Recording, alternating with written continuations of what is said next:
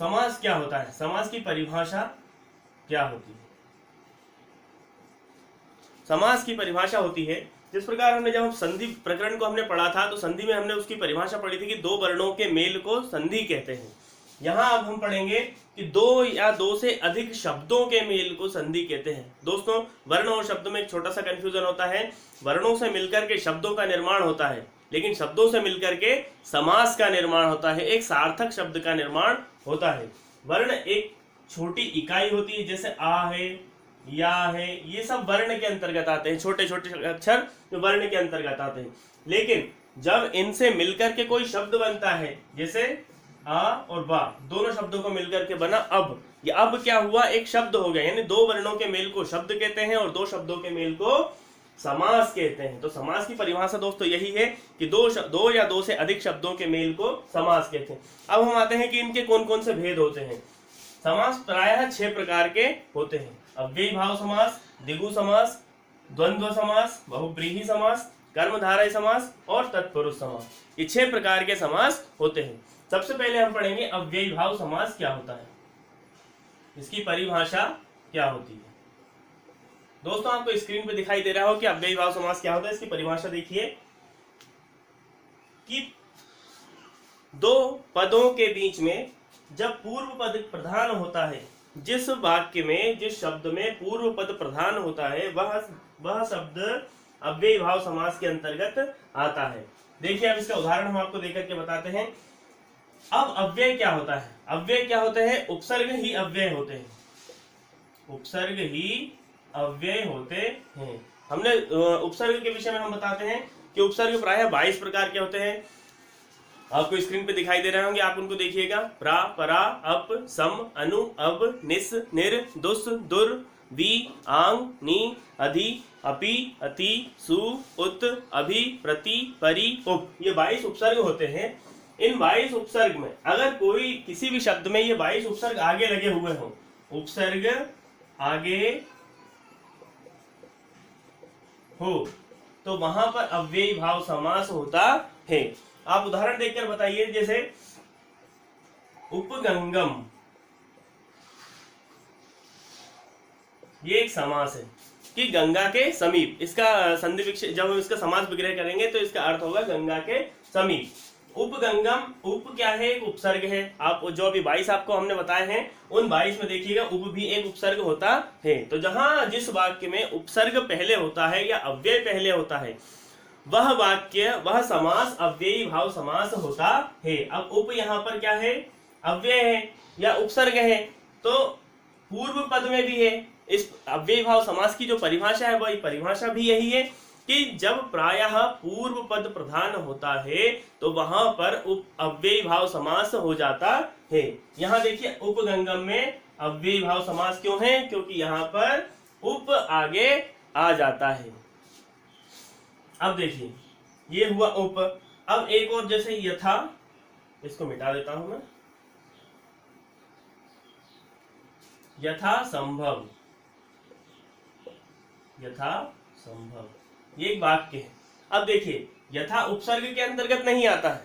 यथा जो शब्द है उन 22 उपसर्गों के अंतर्गत नहीं आता है, लेकिन ये अव्यय भी है। और अव्यय वो होता है जिनके हम अव्यय जैसा एक सार्थक शब्द है, जैसे अव्यय है, अव्यय को हम उसका जब हम अर्थ करते हैं तो अर्थ क्या होता है कि न व्ययम अव्ययम, जिसको खर्च ना किया जा सके, यानी जिसके शब्द रूपों का निर्माण नहीं होता है, वही अव्यय कहलाता है। तो यथा एक अव्यय है और यथा आगे लगा है, पूर्व पद में लगा हुआ है, इसलिए हम सब समझ जाएंगे कि यहाँ पर यथा में कौन सा समास है, अव्ययी भाव समास होता है। ऐसे कई सारे उदाहरण होते हैं, जैसे प्रत्युपकार हुआ, अधिकार हुआ। जहां जहां उपसर्ग लगे हो, आपको सिर्फ इतना ध्यान रखना है कि जहां उपसर्ग लगे हो वहां पर अव्ययी भाव समास होता है। ये हुआ आपका अव्ययी भाव समास। अब दूसरा समास हम पढ़ेंगे, द्विगु समास। आप देखिए, आपको स्क्रीन पर एक लाइन दिखाई दे रही होगी, उसकी नियम और परिभाषा वाली। देखिए, द्विगु समास क्या होता है कि वाक्य के शुरुआत में जब संख्यावाची शब्द दिया हो, वाक्य के शुरुआत में जब संख्यावाची शब्द दिया हो तो वहां पर द्विगु समास होता है। अब देखिए जरा कि संख्यावाची शब्द क्या होता है। संख्यावाची शब्द क्या होता है, संख्यावाची शब्द जैसे जिस अक्षर में, जिस शब्द में संख्या आपको आगे दिखाई दे रही हो, जैसे एकम, द्वे, त्रीणी, चत्वारि, पंच, 4, 5, 6, 7, ये सब क्या है? संख्यावाची शब्द है। तो ये जब किसी वाक्य के शुरुआत में, ये शब्द जब आपको किसी शब्द के शुरुआत में दिखाई देते हैं तो वहां पर द्विगु समास होता है। जैसे उदाहरण देके हम बताते हैं आपको, पंचवटी,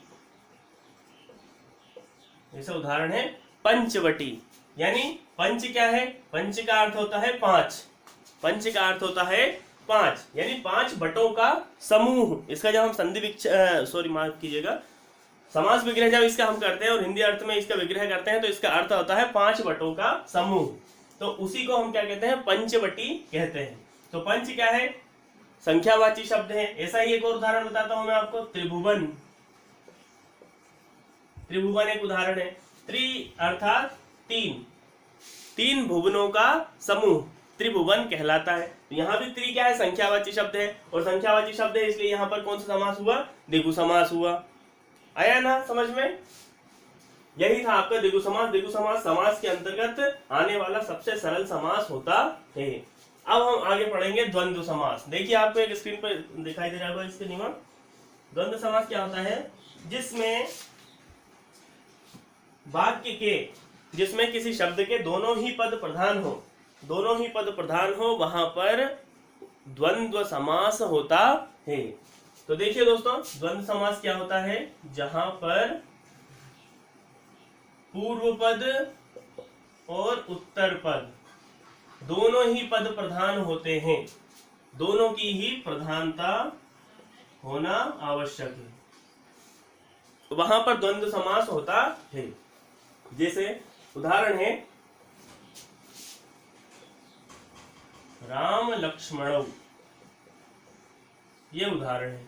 अब इसमें राम और लक्ष्मण, जब हम इसका विग्रह करेंगे, समास विग्रह करेंगे तो आएगा रामश्च लक्ष्मणश्च, यानी हिंदी में जब इसको हम कहेंगे तो आएगा इसका अर्थ राम और लक्ष्मण, यानी राम भी महत्वपूर्ण है और लक्ष्मण भी महत्वपूर्ण है। ऐसा नहीं है इसमें कि राम ही महत्वपूर्ण है या सिर्फ लक्ष्मण महत्वपूर्ण है। इसमें राम और लक्ष्मण दोनों ही पद प्रधान है। इसी कारण से यहाँ पर द्वंद्व समास होता है, क्योंकि द्वंद्व समास की परिभाषा यही है कि जहां पर दोनों ही पद प्रधान हो वहां पर द्वंद्व समास होता है। माता च पिता च, माता और पिता दोनों को जब, क्योंकि इस वाक्य में दोनों ही प्रधान है, ऐसा नहीं है कि सिर्फ माता ही प्रधान है पिता प्रधान है, दोनों ही प्रधान है, इसलिए यहाँ पर द्वंद्व समास होता है और दोनों को मिलाकर के जो समास बनता है वो पितरौ बनता है। यहाँ पर एक शेष द्वंद्व होता है, यानी उत्तर पद और पूर्व पद दोनों में से एक पद का शेष हो जाता है, यानी गायब हो जाता है, लोप हो जाता है, इसीलिए यहाँ पर एक शेष द्वंद्व भी होता है। माता चा पिता चा, इसमें एक शेष द्वंद्व आता है। ये हुए आपके द्वंद्व समास भी संपूर्ण हो चुका है। अब हम बताते हैं आपको चौथा समास, बहुब्रीहि समास। बहुब्रीहि समास, देखिए स्क्रीन पर आपको परिभाषा दिखाई दे रही होगी।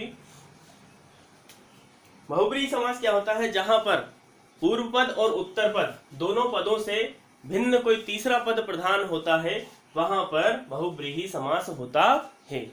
अब देखिए बहुब्रीहि समास क्या होता है कि जहां पर पूर्व पद और उत्तर पद दोनों की प्रधानता ना रहकर किसी तीसरे की या अन्य पद की प्रधानता, अन्य पद की जहां प्रधानता होती है वहां पर बहुब्रीहि समास होता है। जैसे उदाहरण बताता हूं मैं आपको, लंबोदर, लंबोदर एक उदाहरण है। लंबा है उदर जिनका, लंबा है उदर, उदर का अर्थ होता है पेट, लंबा है उदर जिनका, यानी कौन? गणेश जी। अब देखिए इसका अर्थ जो निकलता है इन दोनों वाक्य का, वो निकलता है गणेश, दोनों वाक्यों का अर्थ निकलता है गणेश। अब देखिए ये है पूर्व पद, ये है उत्तर पद, ना तो इसमें पूर्व पद प्रधान है ना ही उत्तर पद प्रधान है, लेकिन प्रधान कौन सा पद है? तीसरा पद, यानी दोनों से मिलकर के जो कोई तीसरा पद बनता है यानी गणेश, वही पद प्रधान हुआ। यानी अन्य पद की प्रधानता होने के कारण यहाँ पे कौन सा समास हुआ? बहुब्रीहि समास हुआ। अब देखिए दूसरा उदाहरण मैं आपको बताता हूं इसी का। पीतांबर, पीतम अंबरम। पीतम अर्थात पीले, अंबर यानी वस्त्र। पीतम अर्थात पीले, अंबर अर्थात वस्त्र। पीले हैं वस्त्र जिनके, यानी कौन? विष्णु जी। पीले हैं वस्त्र जिनके यानी कौन? विष्णु जी। तो देखिए ना पीतम पूर्व पद पीतम है, दूसरा है अंबर, उत्तर पद है अंबर। दोनों ही पद की प्रधानता ना होकर के तीसरा पद एक प्रधान हुआ जिसका नाम है विष्णु। यानी दोनों ही पदों में से कोई सा भी पद प्रधान ना हो और कोई तीसरे का अर्थ निकलता हो, वहां पर आता है विष्णु शब्द, यानी बहुब्रीहि समास होता है। अब एक उदाहरण और मैं आपको बताता हूं जिसमें आपको थोड़ी सी कंफ्यूजन की स्थिति उत्पन्न हो सकती है। दशानन। अब देखिए दशानन शब्द है। अब दशानन शब्द को जब हम देखेंगे कि और समझने की जब कोशिश करते हैं कि इसमें कौन सा समास होगा, तो सबसे पहले हम इसमें कहां जाकर के कंफ्यूज हो जाएंगे? इस दश शब्द को देख करके। इस शब्द को देख करके जब हम कंफ्यूज होंगे तो हमारे सामने क्या दिमाग में आएगा कि यहाँ 10 है यानी संख्यावाची शब्द है, अर्थात यहाँ पर कौन सा समास होना चाहिए? तो लोग सोचेंगे, आप सोचेंगे कि यहाँ पर द्विगु समास होना चाहिए। क्यों? क्योंकि संख्या पूर्वो द्विगु समास, यानी संख्यावाची शब्द जहां पर पहले होता है वहां पर द्विगु समास होता है। सीधी सी बात है, यहाँ सोचने में हमारे दिमाग में ये बात आ ही जाती है। लेकिन आपको एक चीज का मैं बिल्कुल क्लियर कर देता हूं कि दश शब्द यानी संख्यावाची शब्द बहुब्रीहि में भी आता है और संख्यावाची शब्द द्विगु समास में भी आता है। लेकिन अर्थ सिर्फ इतना होता है कि जहां द्विगु समास में संख्यावाची शब्द आता है वहां पर किसी उस संख्यावाची शब्द से किसी वस्तु का स्थान का ज्ञात होता है, या वस्तु या स्थान का ज्ञान हमें होता है।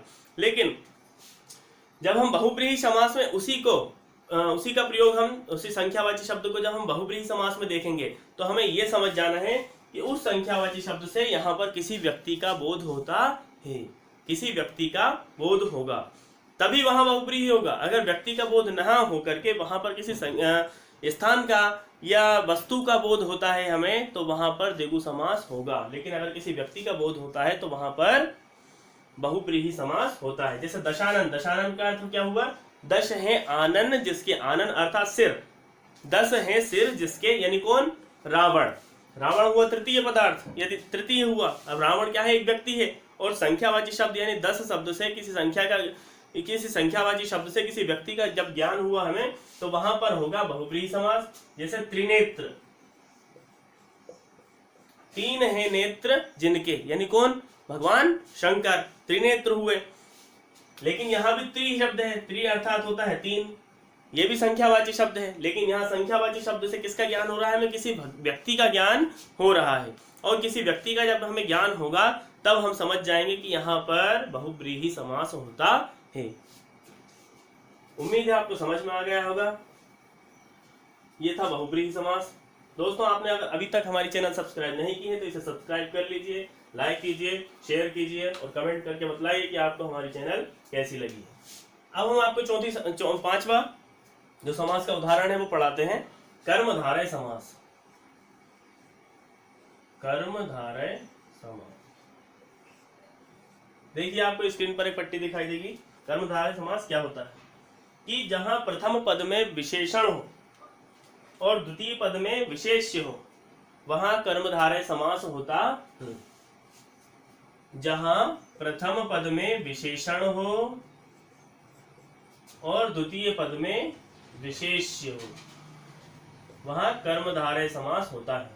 देखो, अब देखिए जरा, विशेषण क्या होता है और विशेष्य क्या होता है। विशेषण वो होता है जो किसी की विशेषता बताए, और विशेष्य क्या होता है? जिसकी विशेषता बताए वो विशेष्य होता है। जैसे उदाहरण है महान पुरुष,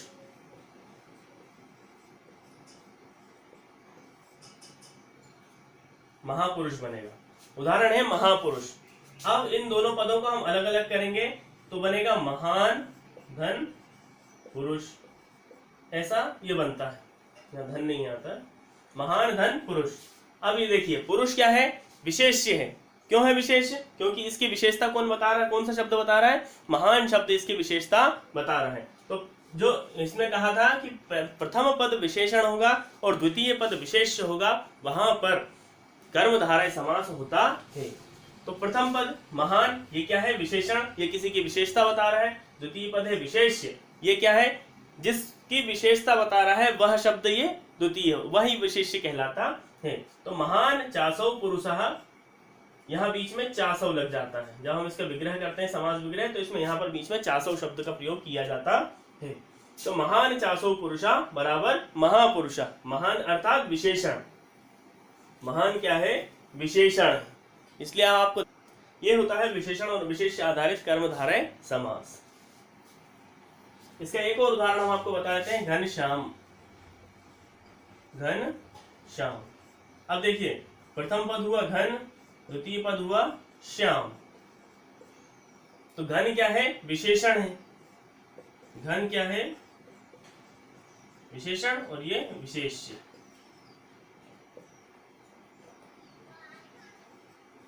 तो जहां विशेषण और विशेष्य दोनों ही होते हैं वहां पर कर्मधारय समास होता है।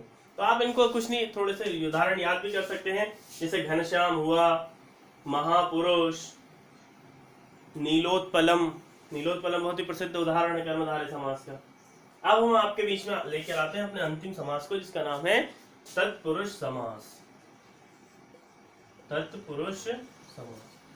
उदाहरण, इसका नियम परिभाषा देखिए, स्क्रीन पर आपको दिखाई दे रही। जिस समास में उत्तर पद की प्रधानता होती है, जिस समास में उत्तर पद की प्रधानता होती है, वहां पर तत्पुरुष समास होता है। देखिए उदाहरण बताता हूं मैं आपको। राजपुरुष, अब पहला पद है इसमें राज, दूसरा पद है पुरुष। अब यहां प्रधानता इस शब्द की है। क्यों? क्योंकि राजपुरुष जब हमने कहा तो किसी राजा के पुरुष का हमें बोध होता है, यानी राजा का कोई व्यक्ति है, राजा का कोई सैनिक है, उसका हमें ज्ञान हो रहा है कि ये कौन है, कि राजपुरुष है। यानी राजा की वहां प्रधानता नहीं है, वहां प्रधानता है पुरुष शब्द की। तो हमें यही देखना है कि यहाँ पर प्रधानता किस शब्द की है। तो हमें प्रधानता किस शब्द की दिखाई देगी, पुरुष शब्द की दिखाई देगी। इसलिए यहाँ पर कौन सा समास हो जाता है, राजपुरुष। एक बहुत प्रसिद्ध उदाहरण है तत्पुरुष समास का। तो यहाँ पर दोनों मिलकर के जब बनते हैं तो राज्य पुरुष शब्द बन जाता है। ये हुआ राजपुरुष। अब इसमें बहुत सारे ऐसे भी उदाहरण हैं। अब देखिए तत्पुरुष समास जो होता है वो 6 प्रकार का होता है।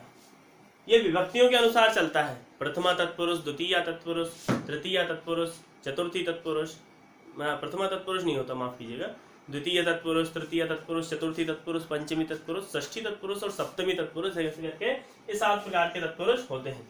जहां ये विभक्ति के अनुसार इनका आवंटन होता है, विभक्तियों के अनुसार ये बटे हुए होते हैं। हर विभक्ति के अनुसार किस तरह से, जैसे जब हम इसको द्वितीय में करेंगे, द्वितीय विभक्ति में करेंगे तो इसका हो जाएगा ग्रामम गतः, ये इसका उदाहरण बनता है।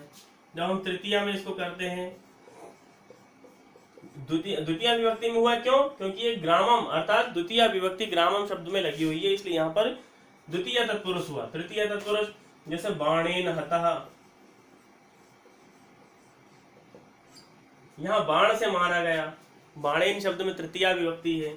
चतुर्थी तत्पुरुष होता है दीनाय दानम, दीनाय दानम, दोनों मिलकर के दीन दानम बन जाता है। यहाँ बाणेन हता शब्द है तो बाण हता शब्द बन जाता है। पंचमी तत्पुरुष कैसे बनता है, चोरात भयम, दोनों मिलते हैं तो चोर भयम शब्द बन जाता है। जब दोनों ही शब्द मिल जाते हैं तो चोर भयम शब्द बन जाता है। इसके बाद में षष्ठी तत्पुरुष, अभी हमने इसका उदाहरण देखा राजपुरुष। जब इसका संधि समास विग्रह अलग अलग करेंगे तो हम इसका राज्ञः पुरुषः इस तरह से इसका शब्द रूप बन जाता है। और आखिरी होता है सप्तमी तत्पुरुष।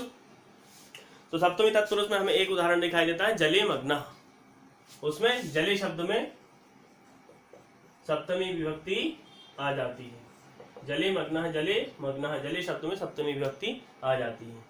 दोस्तों आशा करते हैं आपको कि आपको समास का प्रकरण भी समझ में आया होगा। हमने आपको समास भी पढ़ा दिया है। अब आप हमें कमेंट करके बताइए कि अब हम आपको नई वीडियो कौन सी बताएं, लेकिन फिर भी मैं आपको अपने हिसाब से एक नए विषय को लेकर के उपस्थित होऊंगा आपके सामने अगले दिन फिर से। तब तक के लिए जय हिंद, वंदे मातरम, भारत माता की जय।